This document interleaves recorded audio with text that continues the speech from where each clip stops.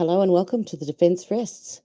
There has been an active shooting in Kentucky, Laurel County, where the 32-year-old suspect is being hunted down by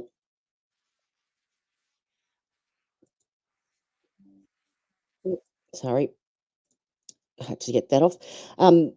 Laurel County Sheriff's Department have begun a manhunt for this shooter. Now, apparently 5 people have been seriously injured at the incident, which was off I-75. So more for that coming up shortly. Just served in an honest fight. True crime tales till the verdict's right. Solving more than just trivial quests, where sentences rule at the defense rests.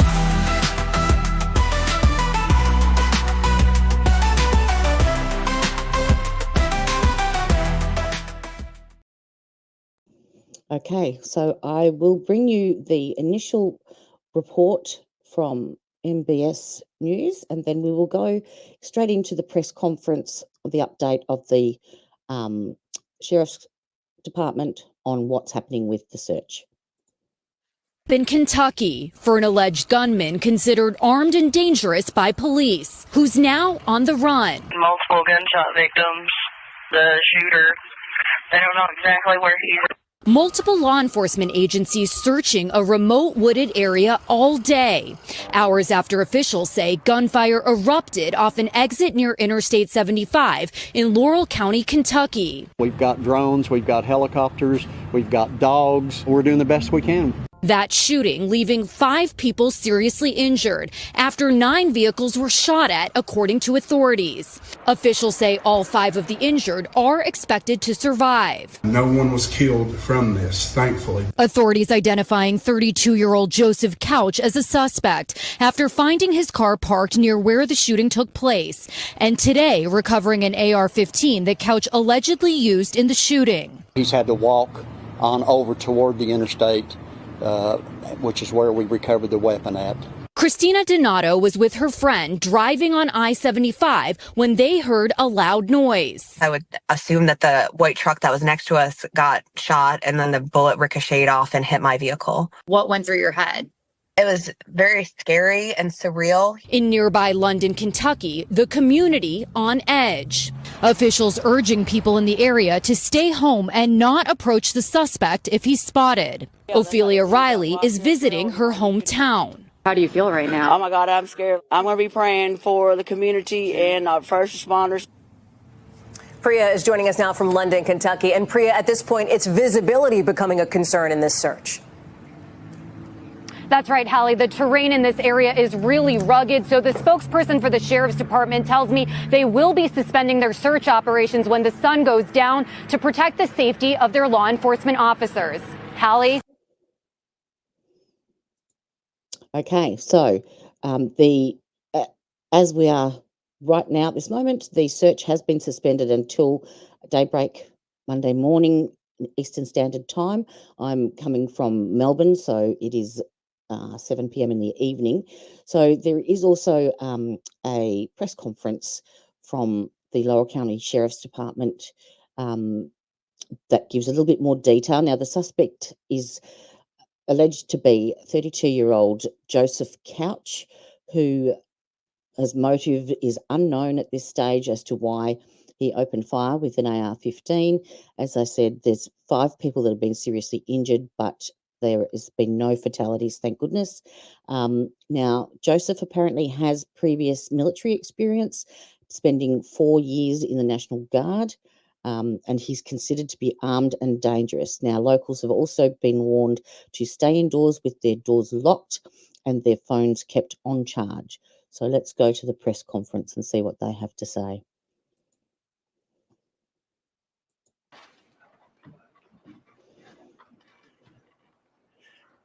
Okay, I think I've seen enough of you folks since Saturday, and I just want to tell you how much that we appreciate what you're doing, getting the word out about this. We couldn't do it without you, and we do need to get the information out. So what we decided to do is have a joint press conference, and I appreciate y'all coming tonight, and bring all the stakeholders in and let each person and each agency tell you what we are doing to capture this suspect and to get our community back. So without any further ado, where's the sheriff? All yours. Okay, guys, I want to thank you for being here today. You guys have done a wonderful job. First and foremost, we want to our sympathy and the prayers to these victims. Please, everyone, if they will, remember these families. Remember all of our law enforcement agencies. I'm going to try to give you a brief synopsis. I know you got a lot of questions on the containment, why we're doing this, what we're doing. We will open it up later after we have a couple more spokesmen, and hopefully we can answer your questions. We will stay on track with this is open investigation, so there may be some things that we can't answer. We will try our best to get you an answer, but we may not be able to answer it at this time. We'll stay strictly with what we got. We're not going to try to deal, with the what ifs and could it be's, and we're going to try to give you actual, factual what we're doing. Once again, I appreciate each and every one of y'all for being here and putting the interest in getting this out to our public. It's very tragic. This is something that you don't foresee, but it has happened, and I can kind of tell you the way that we're handling the situation. As you can see, we have many partners here in law enforcement. The Kentucky State Police, who have just done a wonderful job with us. They provided manpower, resources, whatever, doing a great job with us. We have our partners here, county attorneys, legal team, Commonwealth attorneys, and along with the London City Police Agency represented by the mayor, chief, and assistant chief, FBI, and ATF. So with this group here, surely we can get you some answers.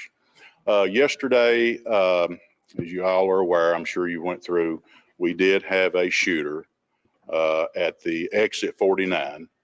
There have been 5 victims, that's confirmed. I think they're all going to be okay. It's nothing. I don't think we're going to have no fatalities. Just keep, like I say, when I open, keep all them in your prayers. I don't think there'll be no fatalities. But we have got, there was a shooter. It appears that he was using an AR-15 as the primary weapon. We have located evidence at the scene. We know where the shots was fired from, his location, some cartridges, a gun, and a vehicle. Everyone that we have names that we've come in contact with has been interviewed, and we have just everyone together with the joint effort has done just an outstanding job with this, and I'm so very proud of all of them. Also want to give a special recognition to some people that are law enforcement. They wear down, but we have more coming in, and the dispatchers at Laurel Dispatch has just been phenomenal. They took the initial call. They have stood with us. They've took all the calls. Of course, we got a lot of calls that we see this guy here. We see him here. We have checked all those calls. We do not know that he has left that area. That's why we're concentrating on this exit 49. We've had calls on all parts of the county. We've had calls out of the county. Those have been followed up, and none of that is so. So what I'm going to do at this time, I know the big question is what are we doing and the containment. Why are we at exit 49? I have my lead investigator, Detective Richard, or Commander Richard Dalrymple. He's the lead investigator on this, and also he's the commander of SRT team. And at this time, I'll let him come up and kind of explain what we're doing and the containment. Hopefully that will answer some questions. And then after he speaks, we'll open it up. And if you guys have questions, we'll try to get you answers. Thank you, Sheriff. So I'm going to address what we did up to tonight, and then I'll tell you the steps that we have taken this evening. Yesterday, when the shooting occurred about 5:30. By the time we pinned down the vehicle and formed a pretty good theory of what happened, it was close to dark. That terrain at exit 49, where we believe the shots had come from, very unforgiving terrain, not a safe place to put people in the dark searching for a needle in a haystack. So we formed a perimeter last night at exit 49. We had a counter sniper team there all night long. We did not continue actively searching. We just contained it last night. We waited for daylight in order to approach it again and see if we could locate the actual crime scene. We went back this morning. We took a tactical team up on the mountain and we located 3 different sites where there was evidence. As the sheriff said, we located where we are now certain that the shots were fired from. We have searched that area all day long. And at sometime this afternoon, I don't know exactly what time we did it, we have asked the KSP to step in and take over the manhunt and run the manhunt for us because we have exhausted the personnel we had available to do it. We will continue the criminal investigation throughout in conjunction with the FBI, ATF, the city, everyone here. But we at this point have turned the manhunt over to the Kentucky State Police, and we will be assisting them moving forward in that regard. That's it as far as the containment is concerned. And I would like to say, to the residents, I think a question is, you guys quit at night. What's to say, this guy's not moving on the ground at night? Well, he may be. Last night, we're not going to send deputies, troopers, FBI agents or whatever in walking through the woods because we do know this guy is armed, supposedly armed. And that's why, he could be sitting and, we're not going to be sitting ducks in the woods.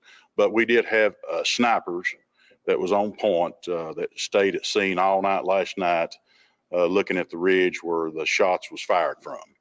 And I can guarantee you one thing, we're doing aggressive patrols. I spoke with the KSP public affairs officer, Scotty, over here, and he says, they have like 20 units that's going to be in the area on patrol tonight. The sheriff's office has patrol units. The city has patrol units. We've had numerous outside agencies that's come in to tell us. So when we say, these efforts cease at night, it's just for the safety of those that's searching, but still yet we have patrol efforts going. So at this time, I will open it up and we will do our best to try to answer your questions. Sheriff, he may be watching this. What is your message to him? Well, my message would be, that we would ask that he would give himself up. And we're not going to quit until we do lay hands on him, and we was really hoping, maybe we wish that would have been last night. We was hoping today. We hope tonight, we hope tomorrow, but this effort is not going to stop. We've already got all the arrest warrants. The Commonwealth Attorney here has prepared that, looked over that. Everything's in place. So if we do lay hands on him, that we will take him into custody. So if he's watching, it would be his best interest to surrender and turn himself in. Hopefully, no more harm to no one else or to the residents or to our officers. Sheriff, you seem to believe pretty fervently that he is still armed. I'm curious, was there any evidence that you found, maybe a second caliber round or something like that would indicate that this individual is carrying? No, we're going on what we've been told, and like I say, it is open investigation. I really can't elaborate on that, but we have been told that. As far as knowing, we've not laid hands on him. We've not recovered no other weapons. That's just what we've been told that we're passing on to you. Can I ask, what do you mean that's what you've been told? We've been told by some outside sources that he could be armed, but we're not revealing that. We don't know. We cannot verify that. Like I said, we've not laid eyes on him or contacted him. We don't know, but we have been told. And that's the way we're going to treat it, But these are sources, I'm sorry. No, but these are sources outside of, when you say outside sources outside of law enforcement? Yes. Do we know how he obtained the AR-15 firearm that he used and how many other weapons he made hold? He obtained a firearm at a local place here in London, but it was obtained, legally. He went through the ATF. He went through all the proper paperwork, and we have the paperwork. We have that paperwork, copies of the receipts, But that was obtained, like, if you're not a felon or something, if you can go in, you can fill the paperwork, anyone can purchase the guns. When was that? That was yesterday. Around what time this evening did the active search conclude? I think it was after dark, right at the edge of dark. But, when you say conclude, it's like last night, at dark, we did conclude, but KSP had choppers up with FLIRs. We had drones with FLIRs, but it was right at dark today. How big is the search area and how much has been searched? I'll have somebody else will probably have to answer that. It's huge. And that area, I know you guys have heard all day that it's just really, really rough terrain. A lot of cliffs, mountains. It's really rough terrain. But I don't know. Has anybody got a better? There's thousands of acres. I mean, I can't tell you exactly how many. There's just thousands of acres. Yeah, it's a big area, very secluded. A lot of national forest. Runs into the national forest.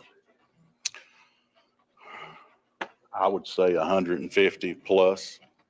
I mean, I don't know if you can say actively searching. We have a lot of supervisors, that's there. But probably the ground crews, I'd say it'd be safe to say, Captain, 40 to 50 maybe on searches. Just a rough estimate. I can't give you an exact number, but a large group. What time will searches start tomorrow? Probably 08. We're going to be meeting in the morning at 0800, and searches will start shortly after that. All right, so that's about an hour and a half from now. I'll have to let somebody else speak on that. He's originally from the Knox-Whitley County area, and he does have a military background. He served in the National Guard for at least 4 years, That's and scary. he was a member of the Engineer Battalion.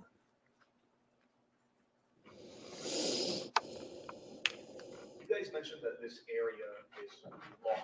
Can you describe the terrain? Why is it so rugged? I'll explain why last night was. So if you are getting off at exit 49, if you're coming southbound on the interstate and you look to your right, there's a cliff there. Okay. And that cliff has a ledge on the top, and it has a ledge about 30 feet down. He was on a ledge about 30 feet down from the top of that cliff where he fired from. And that's characteristic of that entire area back there. So in order for me to find that this morning, when we located that site, I had to grab a tree and lean over and look. So that's impossible to do in the nighttime without falling off a cliff. So aside from exit 45, are you guys canvassing any other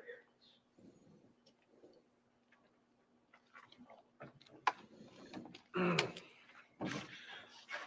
I'm Master Trooper Scotty Pennington, Kentucky State Police. I'm the Public Affairs Officer here at the London Post. First, I want to thank everybody up here. The Sheriff's Department, City Police, ATF, they have worked tremendously hard at this effort, and this is why they've asked us to come in and help with the manhunt. There's no way that they can continue to do this and do it safely. So we've got 16 posts around the state police, and we've requested troopers from several different posts to come in and help with this manhunt. Around 1,600 hours tonight, Sheriff's requested the Kentucky State Police to come in and help with the manhunt. We activated around 20 to 25 troopers from other posts and our post. And about an hour after that, we went in and searched a very, when you say large area, for walking in a jungle, because that's what you're basically in, it's a large area. I mean, you actually need machetes and everything to get through these thickets of woods. And, you can't do it very fast because you don't want to leave no rock unturned, and you don't know if he's in that area. So you got to be very slow paced at what you do. So that's why we brought in all the extra resources. We will continue to stay in the area. Us, the Sheriff's Department, Rockcastle County Sheriff's Department, will be in this area, making sure the citizens in that community, they feel some kind of sense of security and safety. Just give us time, and hopefully we can resolve this in a timely manner, in a very quick manner. I'm open for any other questions. I hope I answered your question. How concerned should residents be that there's this guy out there and he's most likely armed? Well, I mean, you need to lock your doors. You need to, if you have security cameras, make sure you're constantly watching them. Maybe keep your porch lights on. Have communication, have your cell phone, and make sure your phones are charged up, because you never know when you might have to contact somebody or law enforcement. And we want those tips. Like the sheriff said, we want you to call us. Don't care if it's a county over, if it's a Dollar General store, you see somebody walking up down the interstate. We want you to call us, and we're going to answer those calls. No matter if it's a small road, it's a gravel road, it's a creek bed, it's the interstate. We're going to have officers and troopers and deputies in this area until morning breaks.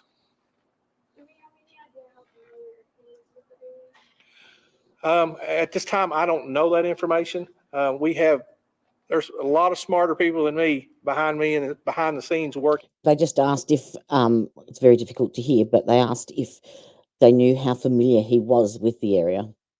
On things to try to find those answers. If maybe he's been in that area before, and that's technology that I don't know how to use, but we have resources that are trying to help us with that. Know what his motive is yet?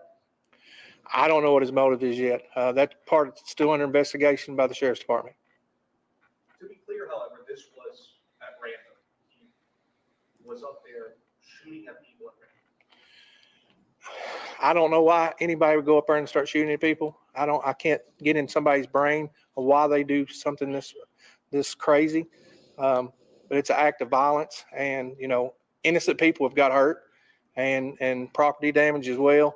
And for the people of Laurel County and Rockcastle County, I know they're at fear, and hopefully, we're going to put it to ease soon. Sir, there's an array of agencies represented on this platform here. I'm curious, was he on anyone's radar prior to this incident? Not that I'm aware of, but the sheriff might be able to answer that better than I can. But no. No, sir.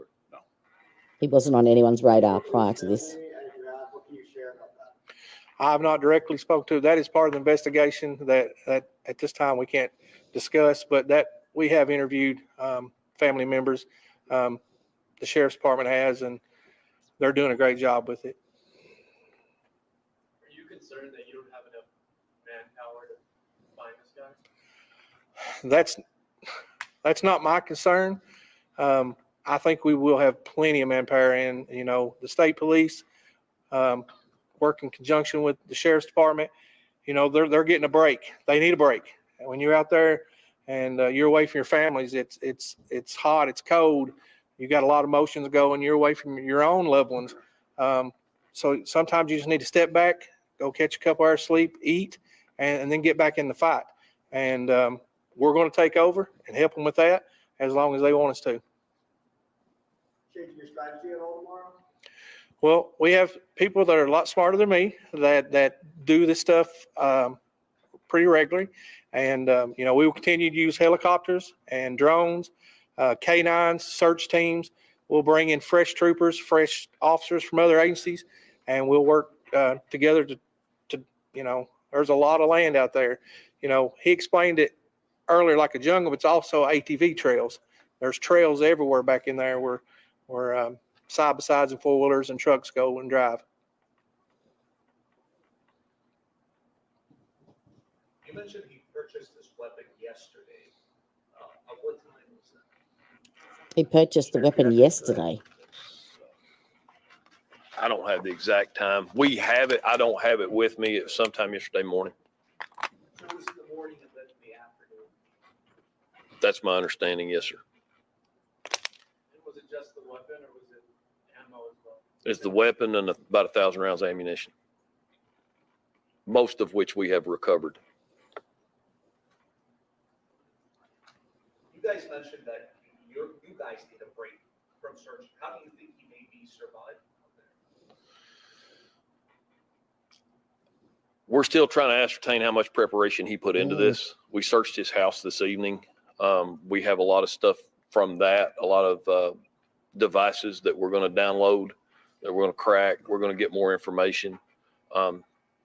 But we can't rule out the fact that he could have committed suicide back there, and we have not found him yet. He could also be well prepared. I don't have that information. The longer he's out there, are you worried about more lasting impacts, like schools are already canceling tomorrow? As more time goes on, he's not found, what could that look like for schools? Schools are cancelled for tomorrow in the local area. I think at some point we're going to do everything we can do to catch this guy or find him. And the longer we continue and the more area we clear and the more places we are sure he is not, the safer people are going to feel. And I'm confident eventually we'll figure it out and we'll find him. But at this point, we're doing everything we can to find him at this point.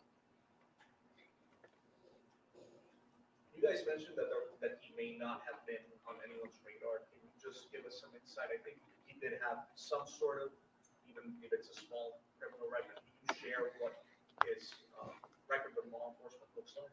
It's minimal, my understanding right there. Yeah, They're asking about his law enforcement records. I ran a statewide criminal history on today. When it's very minimal. I think there was a dismissal or two, a traffic ticket. I think a domestic violence within the last 6 months. Is that about right?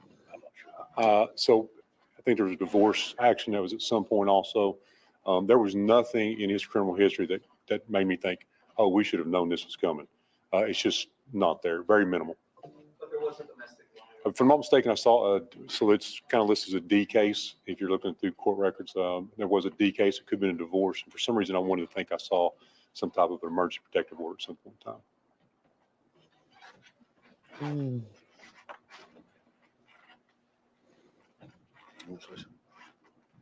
One thing that we would like to reiterate to the public in London and Laurel County, as the sheriff has said, is there's multiple agencies on the streets.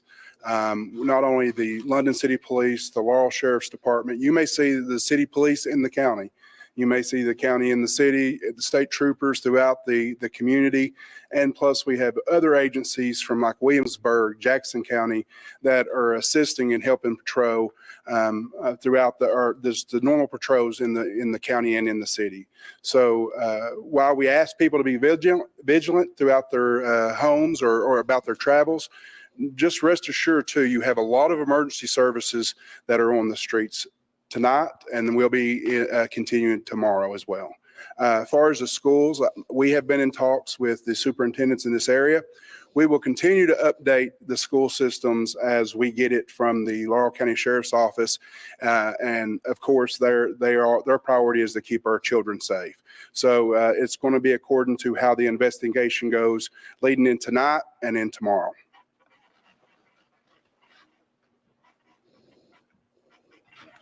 Any other questions?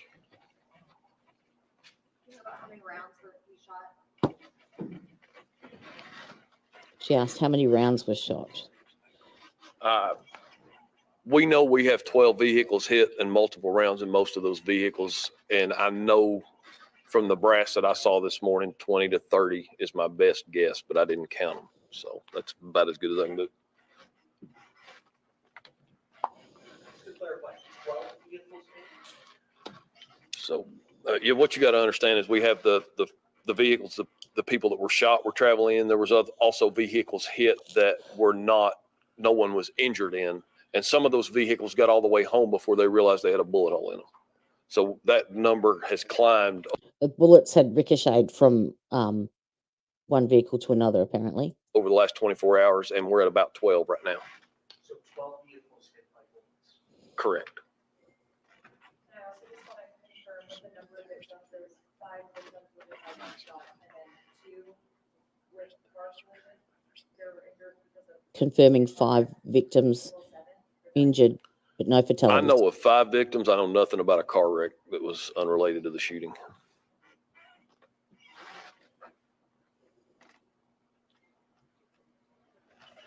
You guys have anything? My name is Michael Stansbury. I'm the special agent in charge for the FBI's Louisville field office. I just wanted to come up here and say for a minute that we certainly know that the impact this is having on the community here in Laurel County, that people are afraid right now. They certainly have a right to be. This thing doesn't happen every day. And, you know, when someone's driving down the freeway and then random shots start coming in, it is terrifying. But law enforcement, the FBI, the ATF, and everyone up here is doing everything they can to, one, solve this investigation, to make the case to prove that this individual is the one who in fact did this crime, but also to make sure that we apprehend him and get him into custody. And whether that is tomorrow or tonight, tomorrow or next week, we're not going to stop on this case until we do find him and we take him into custody. I will say that on the FBI's part, what we are here for is to, one, assist the Laurel County Sheriff's Department with the investigation, and two, also assist the Kentucky State Police with the apprehension. We have essentially 4 types of elements out right now. First and foremost, we have investigators. We do have an office here in London with investigators. Them, and along with our agents from the Lexington office, have been down here and are working side by side with the Laurel County Sheriff's investigators, conducting interviews, collecting evidence, and trying to work as diligently as they can to solve this case. We also have our evidence recovery team has been helping the Sheriff's Department at the crime scenes recover the evidence, package it, process it, and assisting with the search warrants to make sure we can analyze that and get them everything they need to prosecute this case. And then next, we have a tactical component. Our special weapons and tactics team is out actually working with KSP to try and find this individual. This does take specialized training, special agents and law enforcement officers with the skills and the equipment to traverse this. We just can't put any agent out there walking through the woods and safely trying to apprehend this individual. So we're working hard with that. And then finally, our victim services division is working with the victims that are in the hospitals around the area, working with them and their families, trying to do everything we can to support them. So we will be here until this case is, until, you know, this individual is in custody or he's found. So with that, are there any questions y'all would have for me? You listed him as a person of interest for quite some time today. But I'm curious, I mean, what was the linchpin that kind of tipped this over to officially put him as a suspect? I think the evidence that we recovered at the scene pretty much locks that down. I don't want to go into, as the sheriff said, of all the evidence that we've collected, because there is a case that if we do catch this individual, the Commonwealth attorney is going to have to prosecute him. So we don't want to obviously try this case in the media, but we do have solid evidence. As the sheriff said, his vehicle was at the scene. A firearm that he purchased yesterday was at the scene. I am confident that his fingerprints will be found on that firearm. His DNA will be found on that firearm. And there is other evidence from, as the sheriff said, witnesses we've talked to about statements he's made and things he said. So we've got the evidence, we believe, to put forth that he did this. So we're pretty confident we have the right individual. Can you elaborate what you mean statements that To other people, things he has said to other people. That, all I will say, I don't want to go into the detail of exactly what he said. All I will say is statements he's made, interviews people about his state of mind and what he wanted to do. We have interviewed people. We feel pretty confident that this is the individual. You're up early. Do you feel like you're dealing with somebody who is well equipped to stay out in the woods for a while? Is there any indication that he's an avid camper or I don't know that, I know the information that we have. I don't know that I would want to just give that all out here right now because one is, I think you said earlier, he could be watching this right now, and we certainly don't want to tip our hand on everything that we're doing and everything that we know about him. Do you think that he has communication plans? It's possible, but I do not know at this time if he has one with him or not. They asked how well equipped they thought he was to stay out. All right, I'll turn it back over to you, Sheriff. Thank you. Major, got anything you want to elaborate on? I'm Major Eric Walker, Kentucky State Police. I just wanted to reassure everyone that Kentucky State Police, at the request of Sheriff Root, has undertaken the steps to move forward with the manhunt portion of this in conjunction with other tactical resources that we have available through the state and our federal partners. We have a plan in place that we'll execute tomorrow, not to rehash. The citizens of the Commonwealth here in this locale can be assured that state police resources have been brought to bear. There will be routine patrols in the area, And we have ensured that we've got troops from other post areas brought into the area. So there's adequate manpower to ensure safety in the community. Any questions? Thank you. Well, let me clear something up. I misspoke earlier, and I want to make sure you guys have the accurate information. It was a condition of his bond not to have contact with the victim on a terroristic threatening charge. That terroristic threatening charge was dismissed. It was not a domestic violence order. So I misspoke on that. As soon as I stepped back, I thought, I think I missed that. So I want to clear that up. There's no domestic violence order in his past that we can see in Kentucky. There was a terroristic threatening charge that was dismissed in Knox County. Could you give us your name, please? Say again. My name is Jackie Steele. I'm the Commonwealth Attorney for Laurel and Knox County, 27th Judicial Circuit. What you learned about the threatening charge through his divorce proceedings? No, take that part. I know there's issues that they're talking to some people. I don't think they were married. That's when I stepped back. I wanted to check again. So I'm not going to speak as to exactly the terroristic threatening charges underlying. I don't know the facts to that. So I'm not going to speak to the facts to it. I do know there was a condition of his bond not to be in contact with the victim. And that's where I misunderstood it and misspoke. Any other questions, guys, for me? That would have been Knox County this year. If you give me 1 second, I think it was 326, 24. 326. Thank you. Jody Albright, the county attorney here in Laurel County.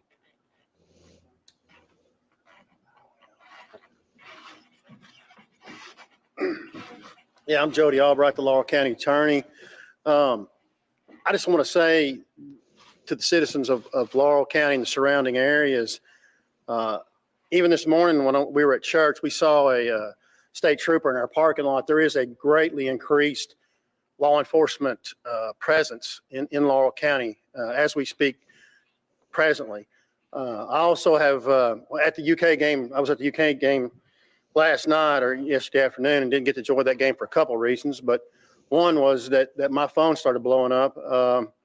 And it is amazing the outpouring of support from different counties, my fellow county attorneys, Commonwealth attorneys, elected officials. I've had contact from KCO officials who have offered support and wanted me to, when I had a chance, and I'll take that chance right now, to encourage our local law enforcement and to thank them for all that they do.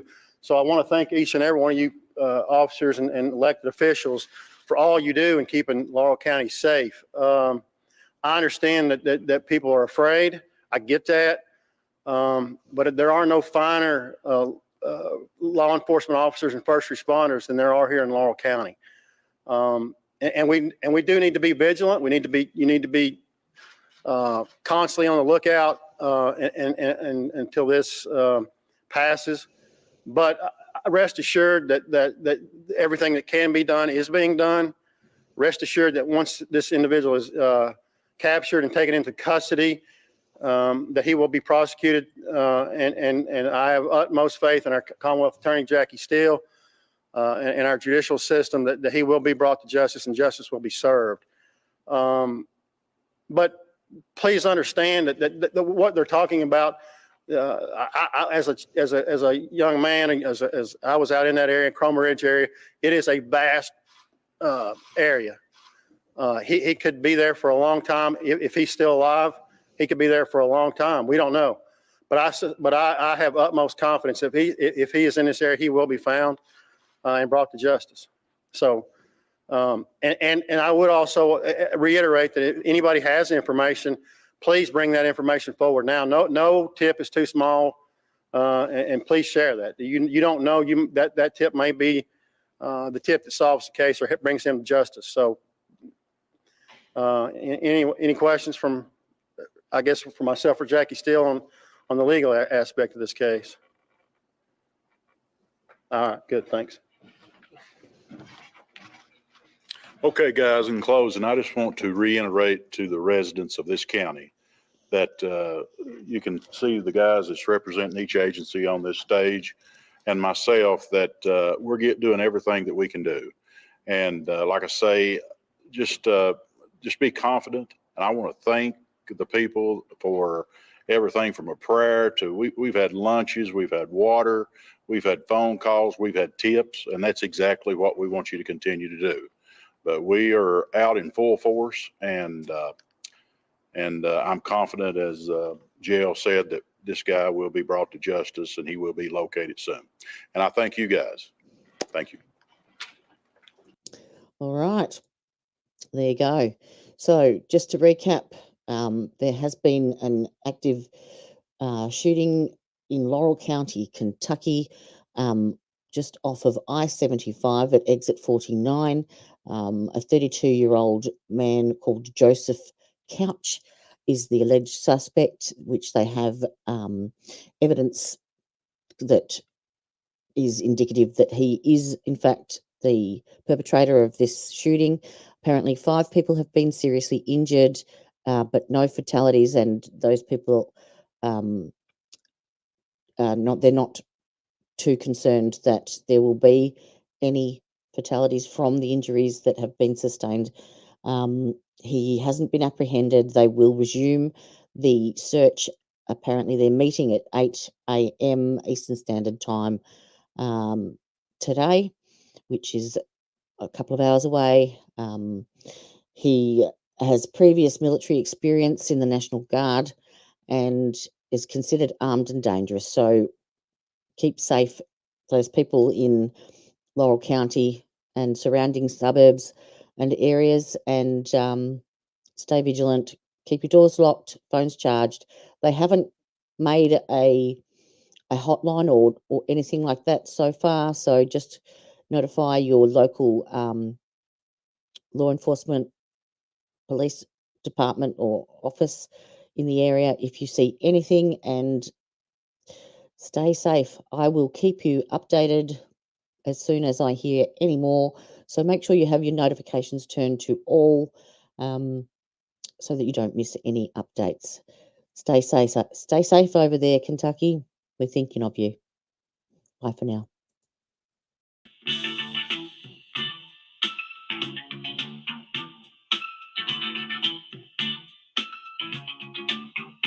Covering true crime and police arrest, where the judges move and the defense rests. Watching courts and trials, criminals at best, where the gavel drops and the defense rests. If you love true crime and you want the best, won't you find the time and the defense rests?